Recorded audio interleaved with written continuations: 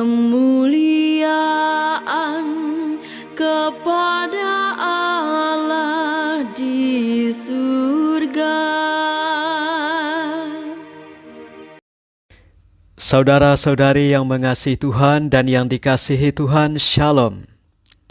Dalam bacaan Injil hari ini, kita mendengar Yesus memberi makan 5.000 orang laki-laki, tidak termasuk anak-anak dan perempuan.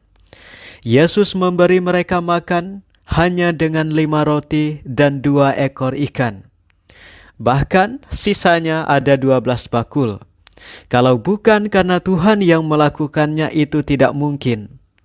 Yesus memberi orang banyak makan karena merasa kasihan, tidak tega membiarkan mereka pulang dengan perut lapar. Makanan itu mengenyangkan jasmani dan memberi kekuatan untuk bisa pulang ke rumah mereka masing-masing.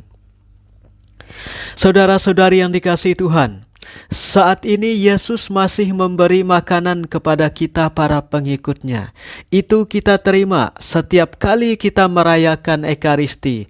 Menu yang ia hidangkan bukan lagi roti dan ikan, bukan nasi putih dan PPK, bukan pula nasi uduk dan rendang babi yang sedang viral sekarang. Menu makanan yang Yesus hidangkan bagi kita adalah tubuh dan darahnya sendiri. Tubuh dan darahnya tidak pernah habis dimakan oleh para pengikutnya di segala zaman. Setiap orang yang makan hidangan ini akan hidup walaupun sudah mati. Makanan ini menyatukan kita dengan semua orang yang percaya dan juga menyatukan kita dengan Tuhan sendiri. Karena Tuhan telah meresap di dalam diri kita, mengalir di dalam nadi-nadi kita. Makanan itu sungguh tubuh dan darah Kristus. Itulah yang dikatakan oleh Rasul Paulus dalam bacaan kedua hari ini. Bagaimana itu terjadi?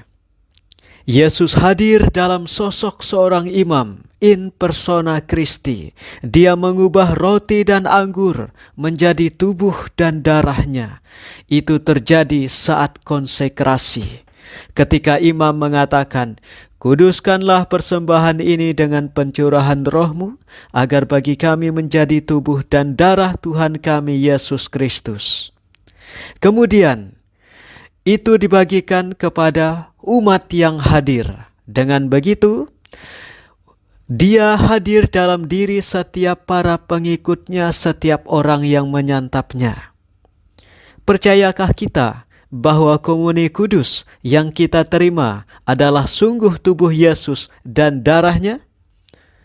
Ada banyak mujizat Ekaristi atau kejadian nyata yang bisa membuktikan semuanya itu.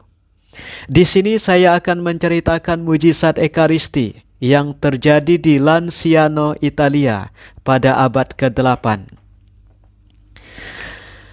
Ada seorang imam pertapa Basilian ragu akan kehadiran Tuhan Yesus Kristus dalam Ekaristi. Ia berdoa terus-menerus kepada Tuhan agar dibebaskan dari keraguan ini. Sebab ia menjadi sangat khawatir bahwa suatu hari ia akan meninggalkan panggilannya sebagai imam. Allah yang Maha Kasih mengabulkan permohonannya. Suatu hari, saat merayakan Ekaristi bersama umat, setelah ia selesai mengucapkan perkataan konsekrasi, terjadilah suatu perubahan pada roti dan anggur. Melihat hal itu, dia terdiam beberapa saat dan tangannya gemetar. Akhirnya ia berkata kepada umat, "Oh, berbahagialah para saksi yang kepada mereka Tuhan berkenan menyatakan dirinya dalam sakramen Maha Kudus dan membuat dirinya terlihat oleh mata kita. Datanglah dan lihatlah pada Tuhan kita yang begitu dekat dengan kita. Inilah tubuh dan darah Yesus Kristus yang kita kasihi." Nyatanya, pada saat itu hosti telah diubah menjadi tubuhnya dan anggur berubah menjadi darah Yesus. Umat yang menyaksikan mujizat ini mulai menangis dan memohon ampun dan belas kasihan Tuhan. Berita ini dengan cepat menyebar di desa-desa tetangga dan akhirnya sampai ke Vatikan. Beberapa abad telah berlalu, roti dan anggur yang telah berubah menjadi tubuh dan darah Yesus ini tidak hilang, tidak mengendap, dan tidak busuk.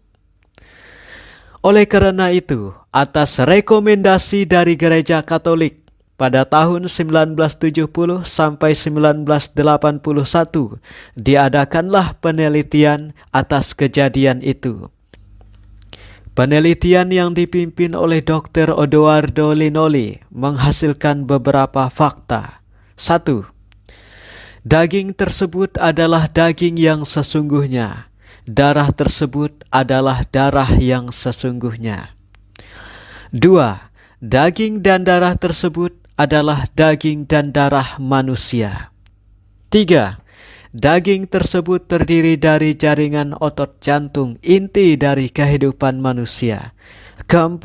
Di dalam daging tersebut terdapat potongan miokardium, endokardium, saraf vagus, dan juga kamar jantung sebelah kiri untuk ketebalan miokardium tersebut. Daging tersebut adalah jantung yang lengkap dengan strukturnya yang esensial. 6. Tipe darahnya sama pada daging dan pada darahnya, yaitu golongan darah AB.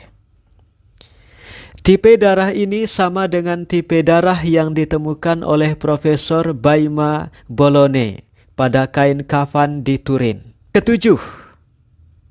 Sejumlah protein ditemukan di dalam darah tersebut dengan proporsi normal dalam persentase seperti yang ditemukan dalam kandungan protein pada darah segar yang normal. Jadi darah itu meskipun sudah berabad-abad tetap segar dan normal. 8. Dalam darah tersebut ada klorida, fosfor, magnesium, potasium, sodium, dan kalsium.